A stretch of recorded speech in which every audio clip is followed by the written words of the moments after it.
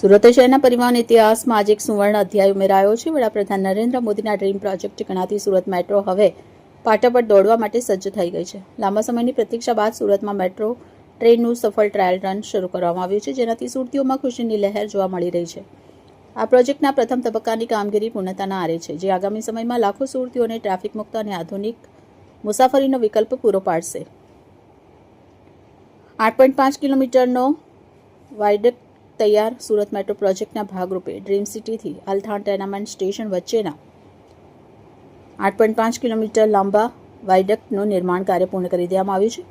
આ નિર્ધારિત લંબાઈમાં મેટ્રો ટ્રેનનું ટ્રાયલ રન શરૂ કરવામાં આવ્યું છે. રેલના પ્રથમ ફેઝમાં આવતા કુલ 7 સ્ટેશન બિલ્ડિંગના સ્ટ્રક્ચરનું કામ અત્યારે પૂર્ણ થઈ ગયું છે. હાલમાં આ સ્ટેશન પર મુસાફર માટે એન્ટ્રી અને એક્ઝિટ ગેટ તેમજ આંતરિક ફિનિશિંગની કામગીરી ખૂબ ઝડપથી ચાલી રહી છે. રાજ્ય સરકાર અને મેટ્રોના અધિકારીઓ આ પ્રોજેક્ટને વહેલી તકે કાર્યરત કરવા માટે સતત પ્રયત્નશીલ છે. કોઈપણ મેટ્રો ટ્રેનને જાહેર જનતા માટે ખુલ્લી મૂકતા પહેલા તેની સુરક્ષાની કડક તપાસ કરવામાં આવે છે. આ ટ્રાયલ રન દરમિયાન ટ્રેનનું આશરે 500 કલાક સુધી રનિંગ ટેસ્ટિંગ કરવામાં આવશે. આ પ્રક્રિયામાં ટ્રેનની સ્પીડ, બ્રેકિંગ સિસ્ટમ અને ટેકનિકલ ક્ષતિઓની ચકાસણી કરવામાં આવશે.